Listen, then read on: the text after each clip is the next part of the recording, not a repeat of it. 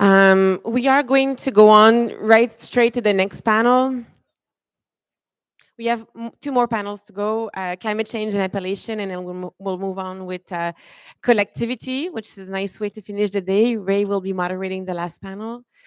There was a lot of talk about Appellation, and I think the question we have to ask is, at the time where we drew the Appellation in Italy, France, a lot of it was based obviously on soil, but also on climate. So we've made decision based on the best practice to express a site, but that's changing. When you go to Burgundy, a lot of people are saying, well, that north facing higher up the hill is actually now doing better. So we have to ask yourself the question, are we going to change the appellation? Can we preserve? I think Etienne did a fantastic presentation yesterday, offering one of the solutions we have to preserve identity of a place through the grapes. What else can we do to preserve that? And do we have to preserve it because it's changing, or do we just have to change those appellation? And what does it mean for new region? Because we have regions like British Columbia, the Okanagan Valley, which is not just the Okanagan, but they have a lot of other wine regions, and they're very new. So what does it mean when you're trying to draw new appellation and it's going to change, and that the challenge are really going, fast and furious. So we lots of things to discuss. And with me to discuss this, I have Guillaume Barraud, who's the director at Château and Domaine Gérard Bertrand. Welcome, bienvenue. I have Marc Picôn, Malivern from Sumarroca. Welcome back, export manager at Sumarroca. And David Paterson from the Okanagan Valley, from Tantalus, is the general manager and winemaker at Tantalus. Welcome. Guillaume, I'm going to start with you.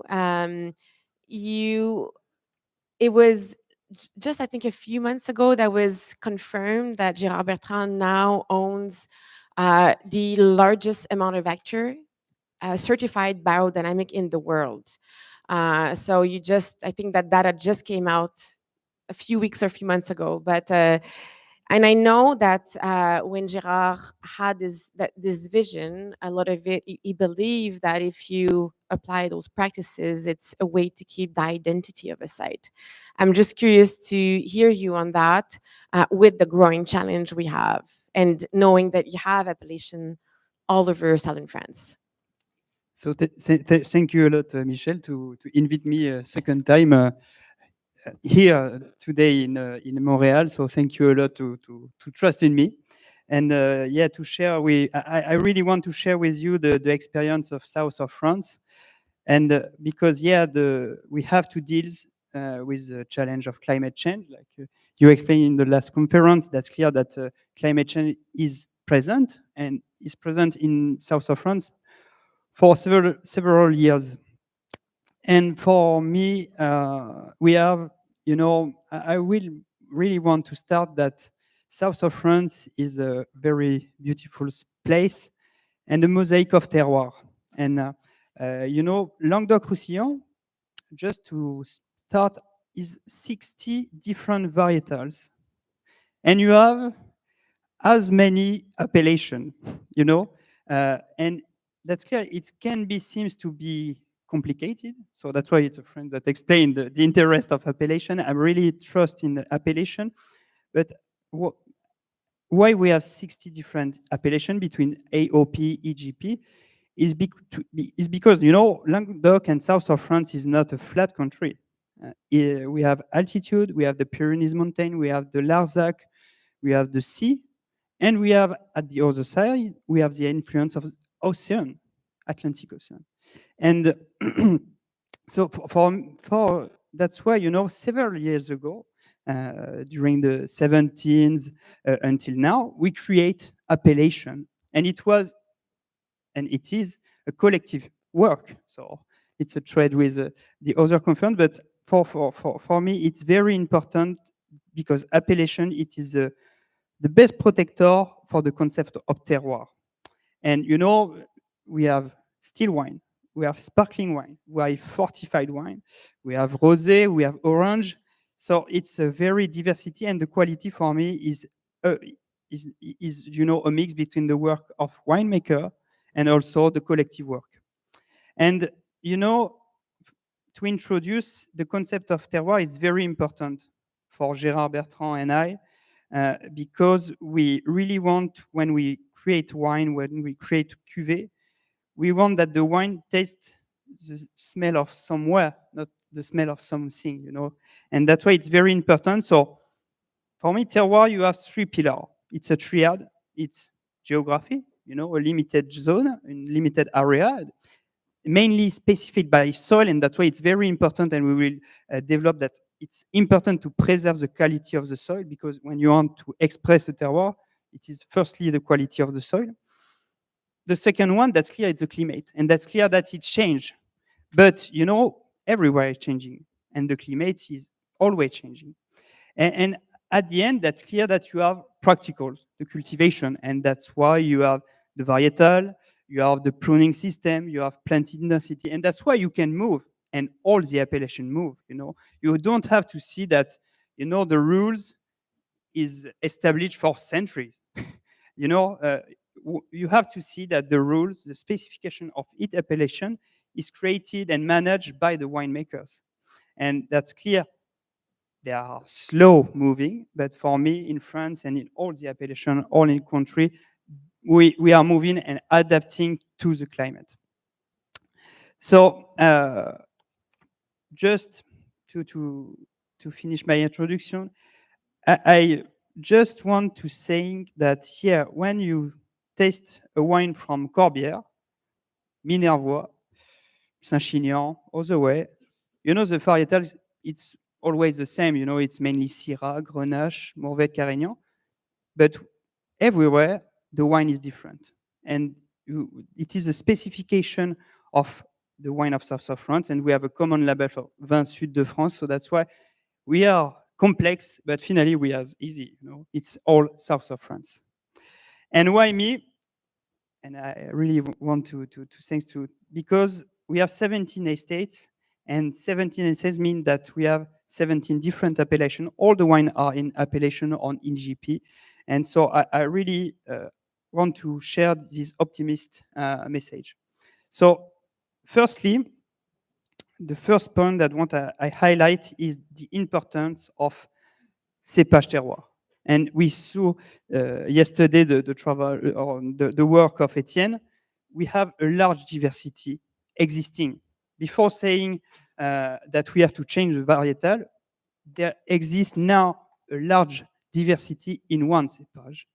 And that's why I have in mind the example of Villemajou. So Villemajou, it is the first estate of the Gérard Bertrand family. It belongs to Boutenac appellation. And so while a lot of appellation uproots Syrah, uproots the varietal, the endemic varietal like Cinsault, Aramon, Boutenac maintains the old Carignan. And we have here a richness that it doesn't exist anywhere.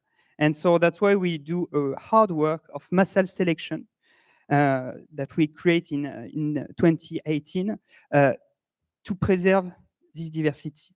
And we select a large diversity because Carignan, you have some with large cluster, we have other with thinner cluster.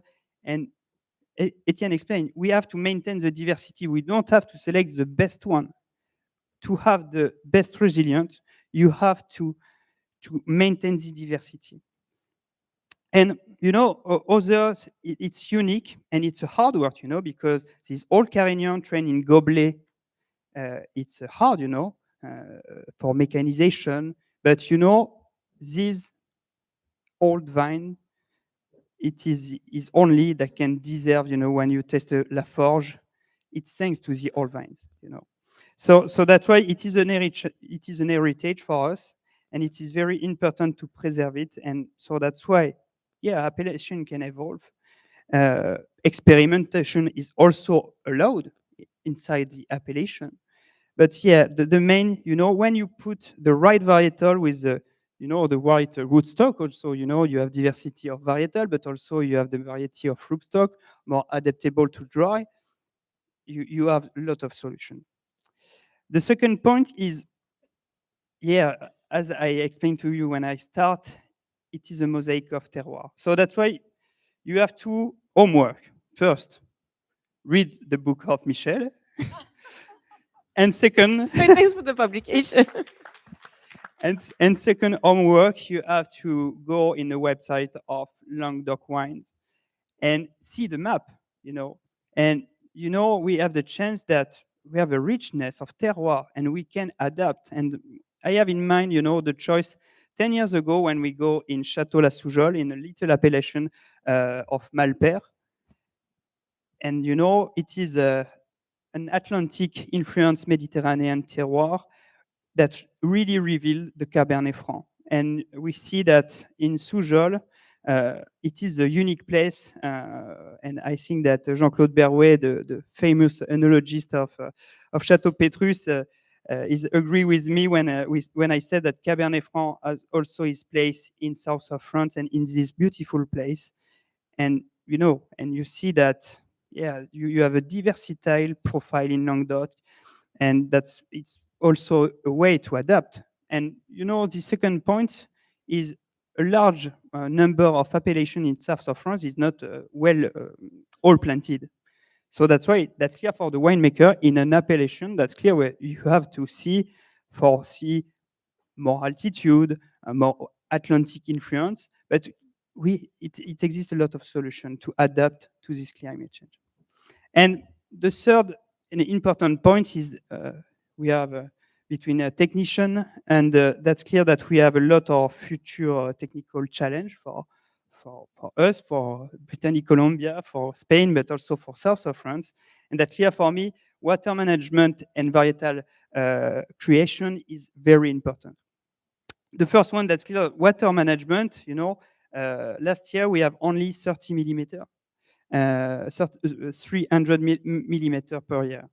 And that's very low, and that's why we have to think that about water management. And when I speak about water management, I don't repeat all that the conference said, but that's clear. You have irrigation. You have also to see that to enhance the capacity of storage of water, and that's clear. Organic matter is it's important keys in this complex equation. And also, it exists a lot of solutions like reuse the effluent of a winery. So my message is not to have more water, is that there exists a lot of solutions. We have the Rhone, we have the mountain, and we have a good management. I think that south of France and all the region have to very be important point. And also, that's clear that varietal creation, you have the example of Château La Closade, and that's clear that fungus new varietal is also very important for us, even if we are all in biodynamic. We have very important expectation in bouquet varietal, so it's other cépage resistant. It's a mono resistant, but the resistance is listed by gene, but also by QTL. It's a little part of gene, and we see that these varietal are very good potential. So that's why we start with 1 hectare now, but we have also very good expectation in this. And to finish, the fourth and for me the most important point, I think that you know what I want to talk is to preserve the appellation. That's clear that the choice of biodynamic is very important for us. It's a long experience because it's 20 years. We start 20 years ago in Sigalus Estates to start biodynamic. And why we do that is because 20 years ago, we are in the vineyard and we see the change. We see that the rainfall is diminished. And that's why we start in Sigalus Estates. And biodynamic is a holistic approach, so that's why we convert all the estates. And we saw that we enhance the activity of the soil, the biology diversity, and furthermore, the quality of the wine is higher and the acidity raised. So that's why 10 years ago, Gérard took the decision, and a very ambitious decision, to convert all the 900 hectares in Demeter. And so that's why, yeah, I'm very proud to say that today we are the first winemaker in Demeter in the world. And it's a conviction, and it's it's a hard challenge to lead that every day. But I'm very, very proud, because it's a real expertise that we have, because it's 100 people that working every day in the estates, and we have to have an expertise, a high level, and that's clear that it's a hard decision, to stop use of chemical, use of chemical fertilizer, but it's a unique way to preserve the soil and to express the terroir and give the sense of place of each of the 17 estates. And furthermore, there is no one way to lead the biodynamic. We have 70 ways to lead the biodynamic, because it's not the same climate and the same biodynamic existing in Domaine de l'Aigle in Limoux in 500-meter altitude compared to Narbonne in Château l'Hospitalet. And so it is a unique expertise that each parcel is very, observed every day. And to finish with this point, I have in mind the last two vintage, 2022 and 2023. In these two vintage, we have heat wave in south of France, and we have to say that it's normal now. We have to adapt, and that's why, for example, we use yarrow infusion that's allowed to limit the effect of heat wave. And I'm very proud to say that, in 2022, for me, it's one of the best vintage of the last decades. So that's why we don't have to be pessimists, but have to be optimists, and to see that with adaptation, with hard choice, because that here it's hard choice, we can adapt the appellation and reveal the terroir and maintain the diversity.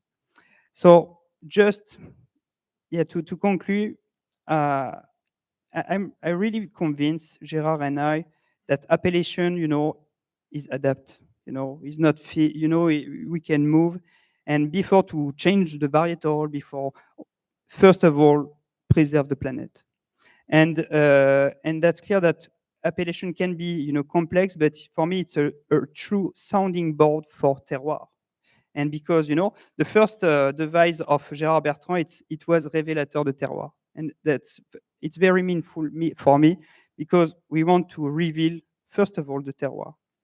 And in addition, that's clear that we have the wine quality is the top of our issue, but we also have to deal with all the issue that you see, environmental, carbon issue. But I'm convinced that, leading this way of agriculture, we have better soil activity. That means that we have a better storage of carbon.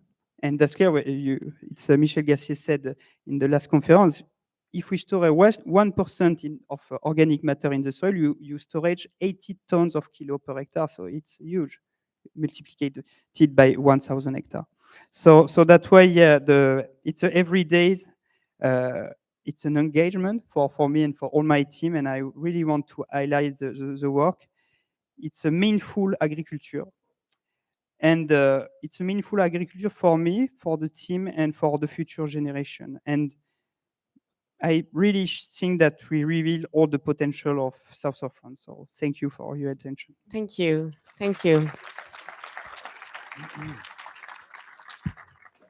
Marc, that's going to be a bit of a continued discussion that we had on sparkling wine.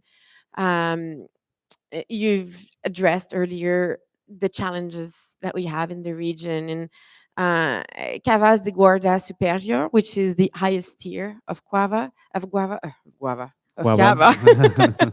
It's getting late in the day. New appellation. Of Cava, Guava, it sounds the same. Of Cava, it's the highest tier of Cava. They made a decision to be 100% organic by 2025. There's a lot of debate around organic, whether it's the most sustainable way to farm. Knowing the challenges that you're faced with, is it a smart decision as an appellation? We'll see. D'abord, je dois m'excuser parce qu'avant, peut-être, j'étais un peu négatif. J'étais un peu gêné de l'apocalypse.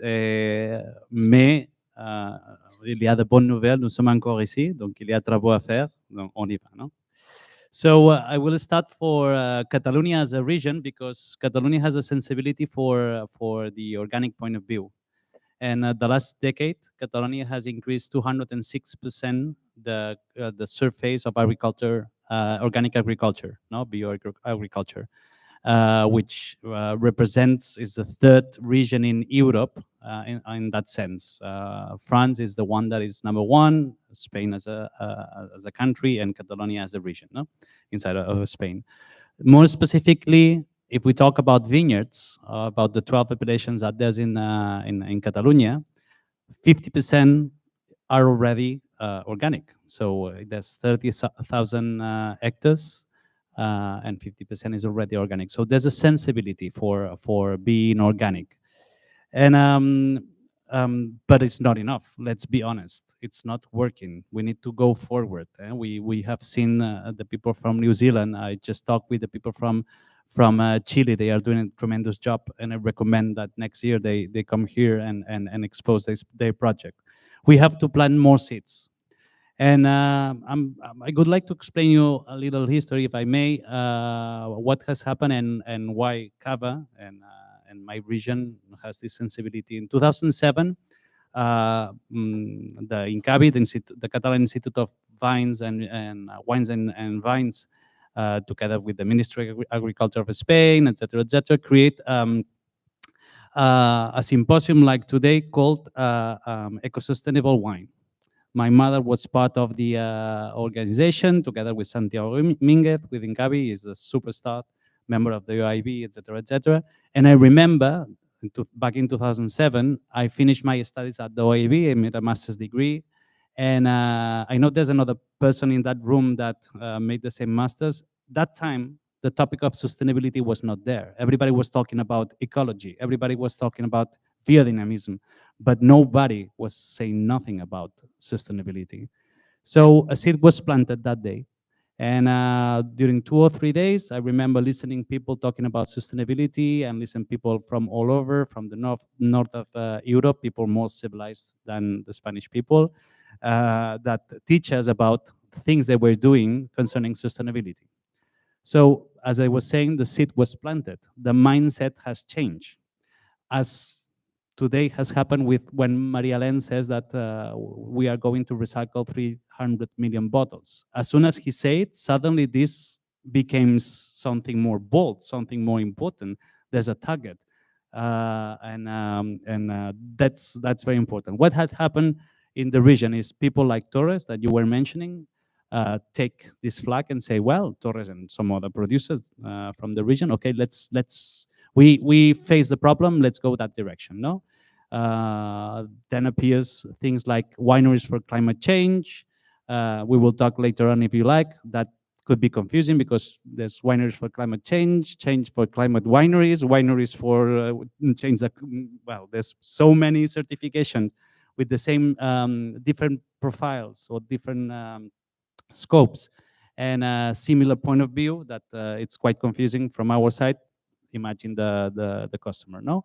So, well, we changed the mindset and what we achieved nowadays, next year, 2025, Penedès as an appellation is going to be the first, if I'm not wrong, if I'm wrong, please forgive me, the first appellation 100% organic.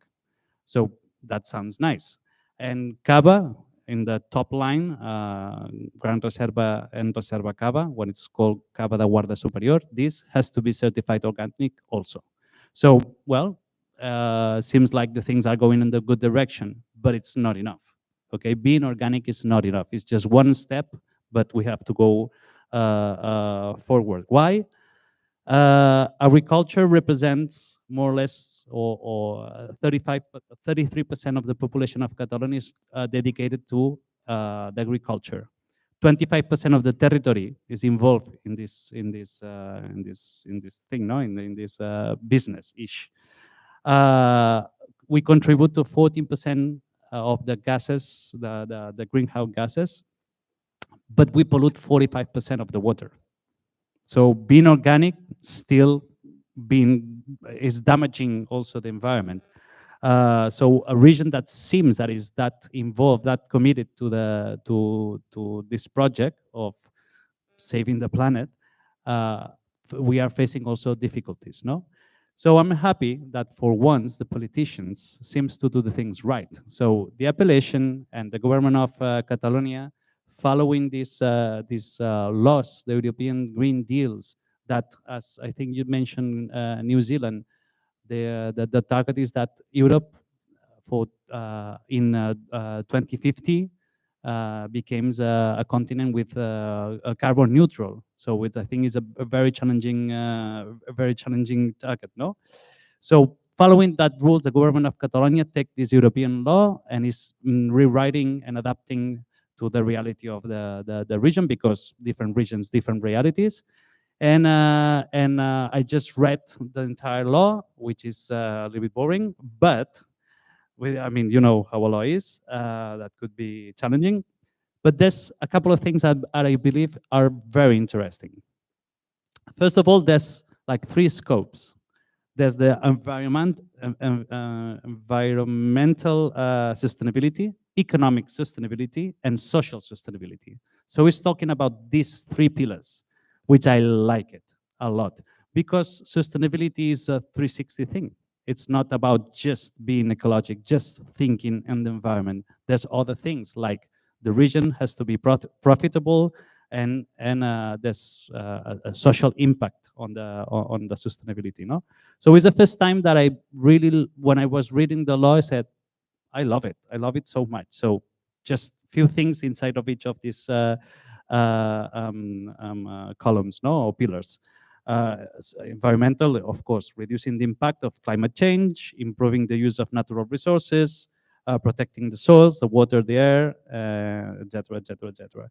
Economic, so aiming to make the farms profitable, income for the workers, so decent amount of money per, well, we were talking, that is, could be also social, and positive impact on the local economy. That also is maybe a topic that we can discuss later on. And the social, so focus of satisfying the needs and aspiration of those that work in the agricultural sector, and motivate new people to go to that sector, because we have one problem also, that the young generations do not want to be involved in the agriculture because it's too complicated and for a lot of efforts for little money, no? So they prefer to go to Barcelona. And so, and the law talk about something that for me is even more important than everything else I was saying before, is the consumer. So put the consumer in the center for the first time, because if the consumer don't trust everything, if the consumer don't pick this product and bring it back home, or purchase it and enjoy it at home, the speed of everything that we are talking about is going to be much lower, and we will not achieve any target, and maybe it will be too late for certain wine regions, or for certain regions, generally speaking. In my opinion, and also, and in order to achieve that target, it's the first time, maybe there's some other regions, but it's talking about a local certification, a government certification called sustainable agricultural production. No, it's like organic production, so sustainable agricultural production. Why is so important? Because at least the consumer will understand that, pursue certain criteria, and will not be lost in translation. You know, many certification has so many different approaches to the same problem that is super hard to communicate, and the consumer will be completely lost. So this, at least it mentioned that pursue a minimum criteria, and that inside you are to challenge yourself. And I think the future of the certification go in that direction, to challenge yourself, and then you can explain it in your website or whatever. But at least there's a minimum. And that is very important. The law also, I'm sorry, I'm taking a lot of time, but the law also talks about not only agriculture, also the industrial point of view, and the tourism, which I think is very important, because Spain is a touristic place, as you hopefully you know. There's a nice part of industrial. Let's say that there's 30%, 33 parts, equal parts, no, which is not true, but just imagine like that. So there's the resources has to be shared among these 3 parts. So the law also start talking about the industry should have this certification also. And I think it's a one step in the good direction. And I really like it to share this information with you. Giving more information to the consumer is always positive, but has to be simple, has to be very simple. We have examples about, could be greenwash, maybe not. Things like Uber. When you pick an Uber, you know, you could choose if you want an electric car or not. And then it depends on you. There's other companies like, I don't know if like my shoes, but it's a company called Zapato Feroz. They are not inventing the wheel. There's and no commissions involved. But these guys, you have to buy the shoes 3 months in advance. So there's no leftovers. So there's a different way of, and it's very clear that what they are sharing with the consumer, and the consumer pick it because of, no? So we have to be a little bit more precise, and I think we are going the things right, and I'm proud that my region is taking these kind of good decisions, in my personal opinion. Sorry. Thank you. Thank you.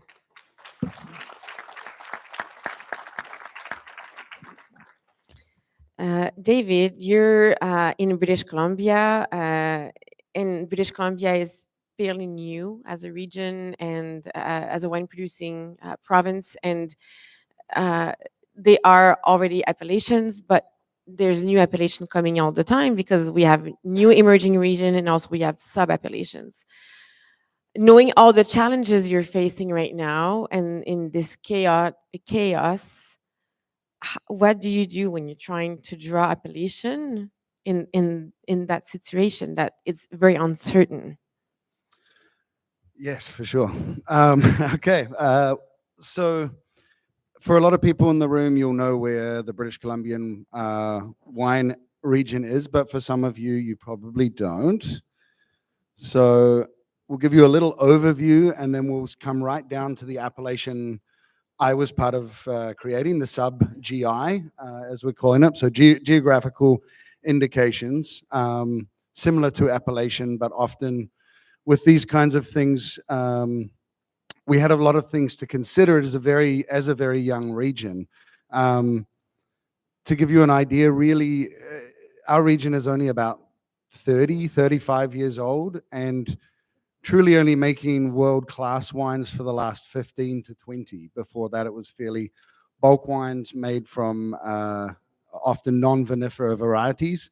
Although having just come to this conference and hearing all the talk about other options and hybrids, and it feels like there's a lot of hope away from vinifera potentially for a region like ours that is suffering from incredibly extreme temperature changes. So to give you an idea of those temperature changes before we go into the geography, 2 years ago we had a heat dome, which meant that we were positive 49 degrees centigrade in my vineyard.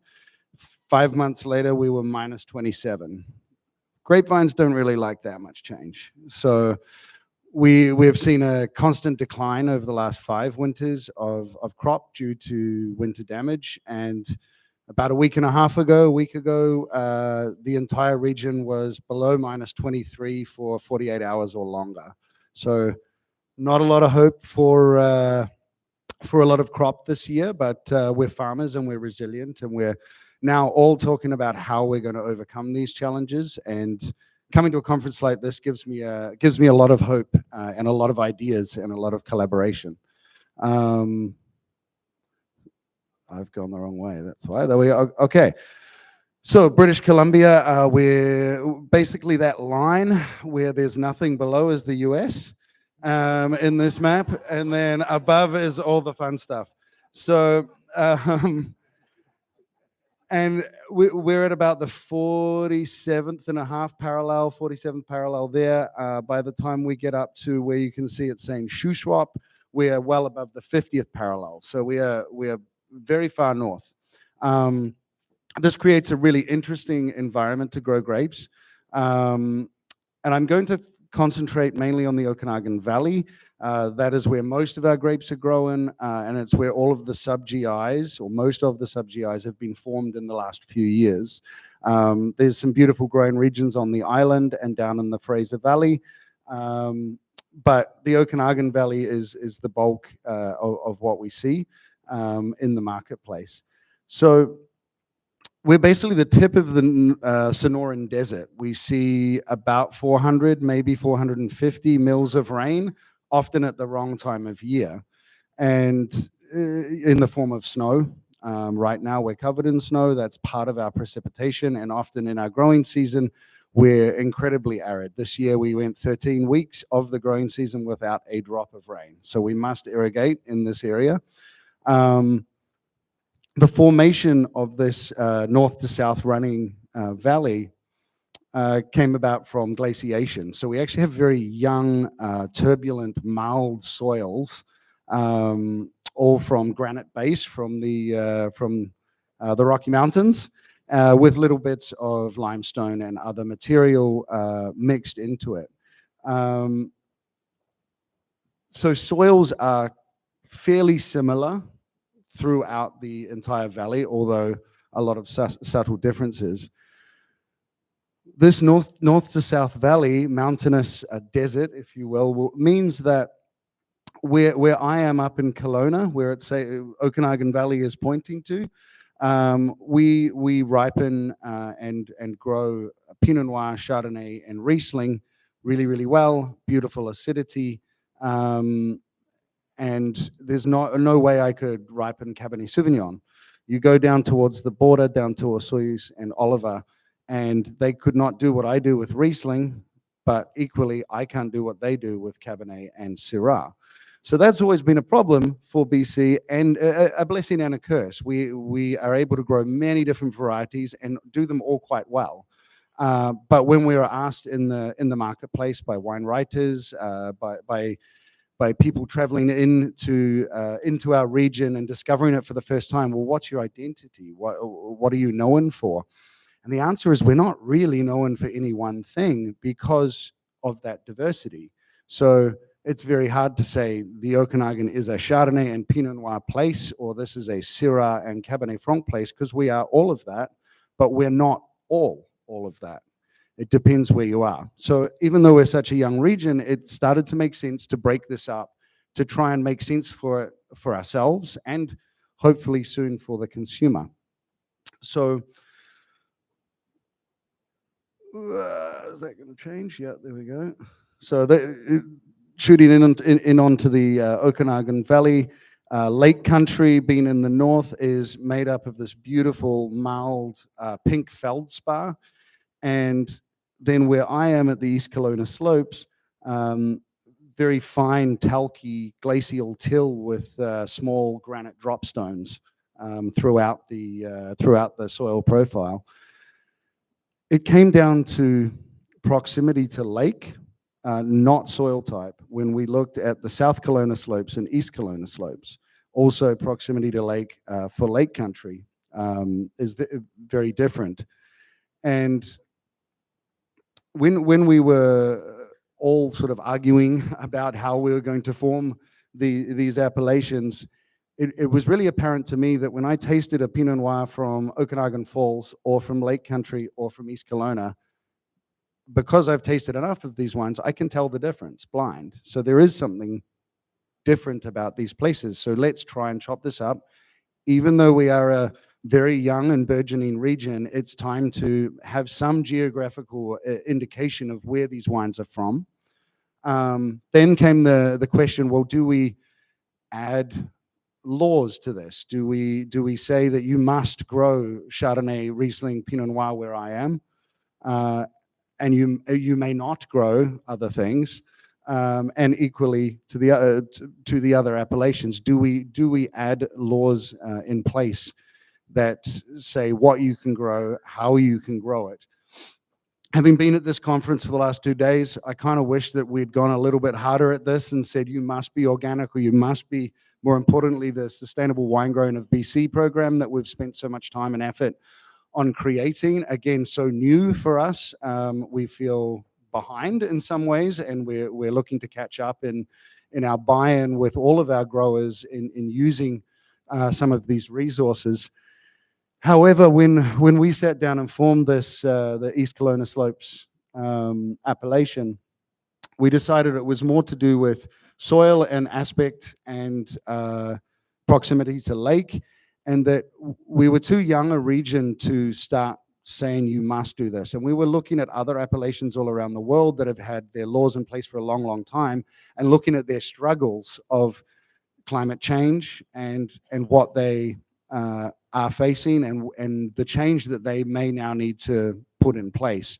We thought, you know what, it's our generation's job to do this geographically with soil and with climate, and it's going to be the next generation's job potentially to put in more laws like organics, like sustainable wine growing BC, although now I'm going back to BC to start fighting for that. Because I think that farming and that regenerative agriculture, etc., that some of us are doing already there, but more of us need to do that, and we need to champion that more. But it'll be the next generation that makes this mean something.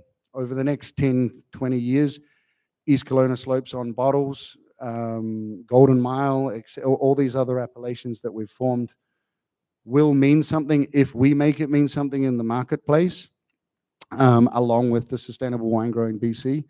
But it's such a challenge in such a quickly changing environment to try and form something like this. There's not a lot of stability in our climate. There's huge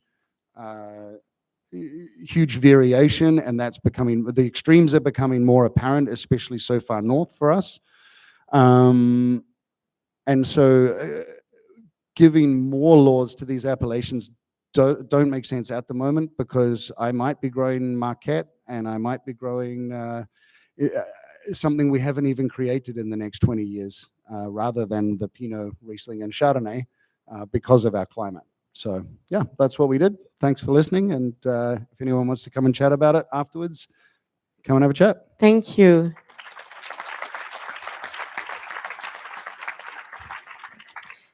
Appellations guarantee authenticity, but it also protects typicity.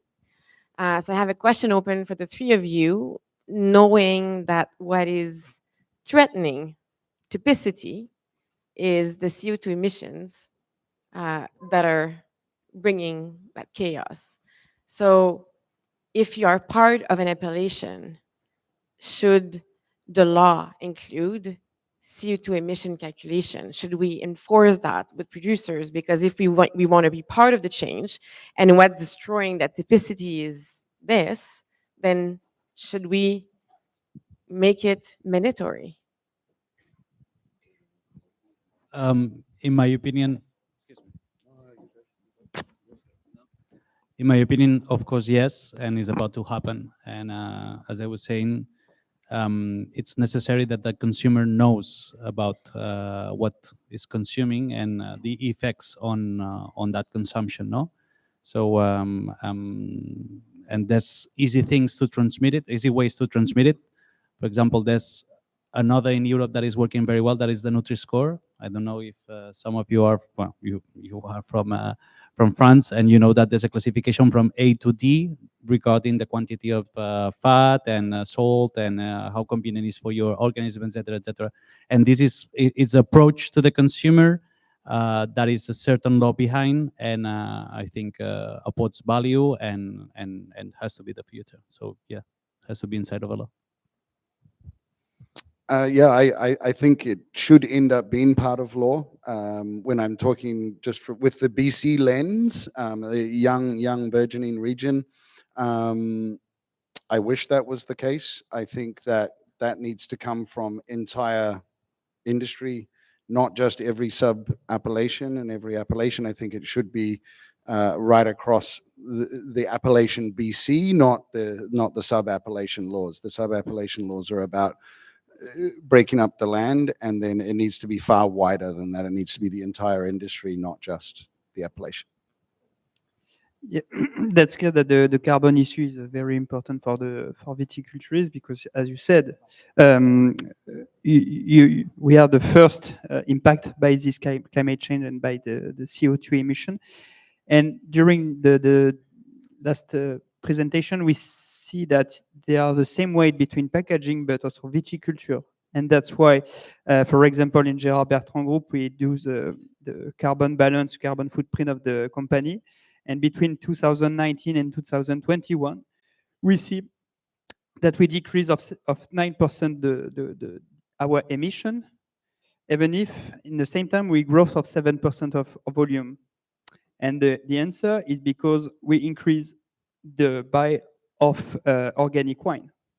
And because organic, is not Gérard Bertrand, it's Agri-Balize analysis, so it's a French analysis that show that organic farming emit 10% less compared to conventional. So that's why the way that we lead the vineyard, it's very important for carbon. And also, there is a large impact, there is carbon, but also biodiversity, the quality of water. So that's why the viticulture that we lead in our vineyard is very important for us, but for all the society. Thank you very much. So we're going to pass to some questions. In the room. Merci. Thank you.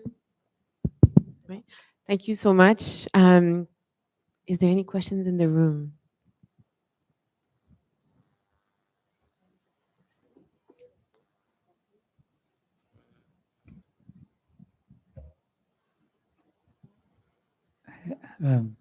Oliver. Just a remark on appellation. For you, David, when you speak about organic wine, there is some level you cannot disperse with copper, not copper or other entrants.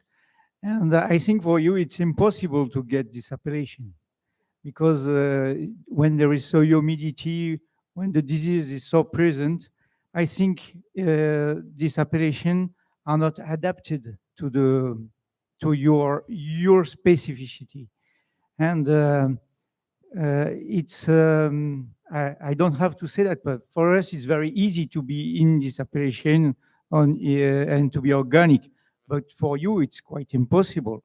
So it's very dry. No, it's the desert. It's everyone in my region should 100% be It's farming regeneratively and organically. It's one of the easiest places in the world to do so. Okay, because it is so dry. I confund with all the other Canadian I speak with. Canada is very big. Yeah, they're in Ontario. It's a very different, very different environment. But and I applaud the Ontarians.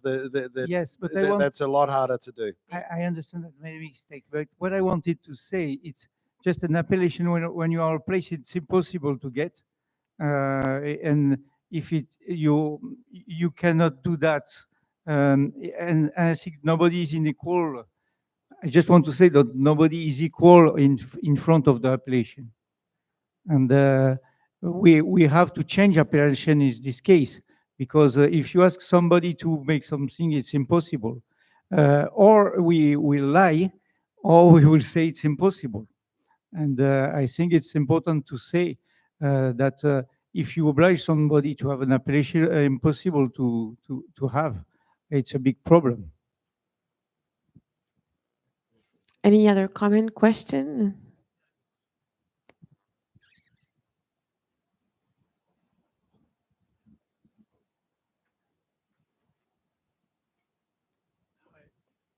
It's really some questions. I've been here like the last 2 days, like everyone, and it's a major challenge. Many decisions need to be taken, and the appellations represent their constituent, the wine producers. So one of the first question is, are the interprofession consortio, are they equipped enough to handle those challenges? Are they agile enough to respond to the issues? And last but not least, the more I read about climate change and the impact on appellations, a lot of smaller producers are putting a lot of pressure on their appellations to try to move faster, to find solutions, because in the end, it's economic. There's loss when you don't have water, when your yields are going down. So the question that I have for you is, am I off the mark with those remarks? I just want to answer something you mentioned. Are they equipped? And I will let them answer because I'm not part of those appellations. But one of the reasons I invited Megan this morning to talk, I think we have a great example to strive for, where when it comes from above, you can actually gather the resources and help and work with the small and the big producers to work together towards a goal. So I think if you don't have the resources, I think it's possible to get them. But I'm curious to hear what you think. I was going to say the exact same thing, that New Zealand is the gold standard for answering that that question. It's what we aspire to do in BC, and you know, again, as a very young new region, we're figuring all of that out. And you're right, we need to move quicker than we have been. From Bangladesh point of view, regarding that, the agility and the laws, etc., of course, no. The government always is not agile, and usually it's a little bit. Excuse me. Usually the government is not agile, but at least by the laws that are almost implementing, at least there's certain order, and that's one step. So one step at a time, and we need to start first of all creating a mindset for everyone, and then it's our responsibility to push the government to be more agile and be more adapting itself to what's going on. Thank you. Est-ce que vous voulez ajouter quelque chose? Oui. So for me, that's clear that as you said, so that's clear that appellation is a collective work, and that means that sometimes that's clear the decision is slower than in Gérard Bertrand group. That's clear, but it's important because it's collective, and so it's much more meaning that only one winemaker made a decision. And so that's why, for example, in France, in Patrimonio, so it's in Corsica region, the appellation takes the decision to forbid the herbicides. So that's why sometimes appellation can also move, you know. So you have two trends. That's clear that sometimes it is a collective work that make that decision oblige the people to are more efficient environmentally, and you are much more environmental decision in the rules of the appellation. But you know, I think that the change is a collective work, and that means that you don't have to wait that appellation decide to go in the direction. You have to see it. That's clear that, as you said, there is economic issue, there is social issue, and the firm is, you know, for example, in my company, that's clear that between 10 years, when we took this decision, there is a huge impact. But we are still there, and I think that we take the right decision for many reasons. One more question. Yeah. One question about, do you ever question the validity of keeping, splitting the appellation in smaller and smaller pieces and multiplying the denominations? I've frequently, I mean, French, so that's where it started, but I'm also questioning what we do when I see how confusing it is. I'm not sure that the younger consumers want to invest that much time into learning the intricacies of all those sub-appellations. From a technical standpoint, I understand its validity. I mean, it makes perfect sense. It's more from a market perspective. So that was Michel Gassi asking the question. Merci, Michel.